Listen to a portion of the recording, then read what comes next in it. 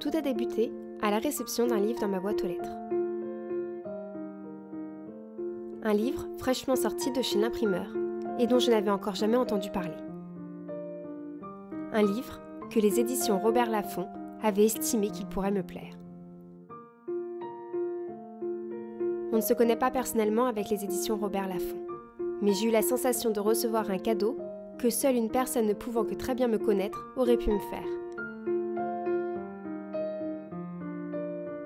Ce livre, cette lecture, fut à elle seule une apparition pour moi. La première de couverture fut un long mystère, une source de questionnement. Je n'y voyais qu'une personne complètement enveloppée, comme réfugiée, derrière des cheveux gris-blanc. Une femme sans visage, peut-être une femme cheveux. Seul un filtre semblait être appliqué à la photo.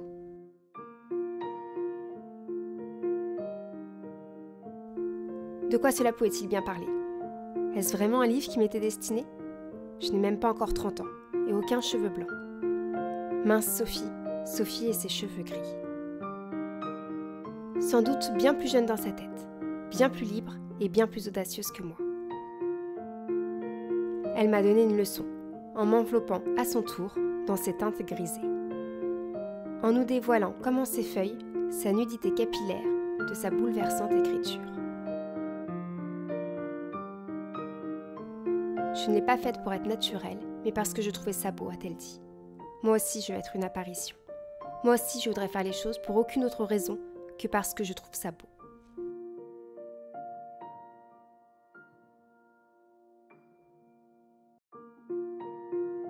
J'ai pris le processus un peu à l'envers. Au lieu de me défaire de ma coloration pour me mettre à nu et laisser mon châtain foncé être ce qu'il est, j'ai costumé mes cheveux d'une nuance variant du bleu lavande au lilas fumé. Le choix de la couleur fut une évidence, mon teint plutôt pâle ne pouvant s'associer qu'avec une couleur froide. Mais au-delà du choix stratégique et esthétique d'une couleur en accord avec ma carnation, le lilas était avant toute chose un choix mûri depuis plusieurs années. Il s'était déjà emparé de moi dans mes photos et dans mes illustrations. Pourquoi ne pourrait-il pas s'emparer de mes cheveux? Eugène Delacroix a dit « La couleur n'a aucun sens pour l'intelligence, mais elle a tous les pouvoirs sur la sensibilité. » Alors j'ai cessé d'essayer de réfléchir et de raisonner de manière intelligente. J'ai préféré me fier à la sensibilité, ou plutôt à ma sensibilité. Je me suis donc retrouvée assise sur le fauteuil de chez mon coiffeur, à demander non sans angoisse la couleur que je m'étais appliquée à chasser des années durant, mais qui m'obsède aujourd'hui.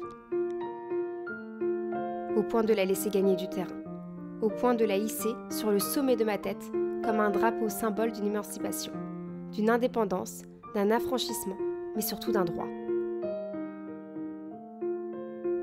Un drapeau en berne jusqu'alors, mais qui à la sortie du salon flottait au vent, invincible, comme pour prôner ce choix égoïste et pourtant naturel, qu'est la liberté de faire les choses en fonction de ses propres goûts, de ses propres aspirations, plutôt que de faire celles dictées par les médias en tout genre, par la société. Pas pour paraître plus, mais juste parce qu'on trouve ça beau.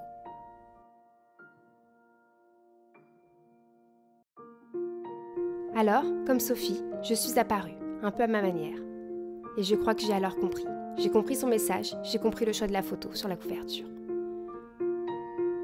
J'ai compris qu'elle ne se cachait pas sur cette photo, mais qu'au contraire, elle avait cessé de se barricader dans ce que la société attendait d'elle.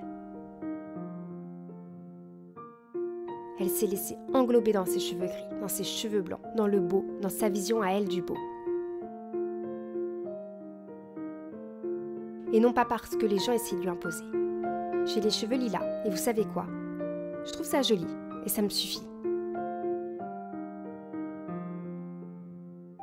Et j'aimerais plus souvent me laisser emporter par le beau. Alors peut-être que la bonne question n'est pas « qu'est-ce que les autres trouvent beau ?» mais « qu'est-ce que moi je trouve beau ?»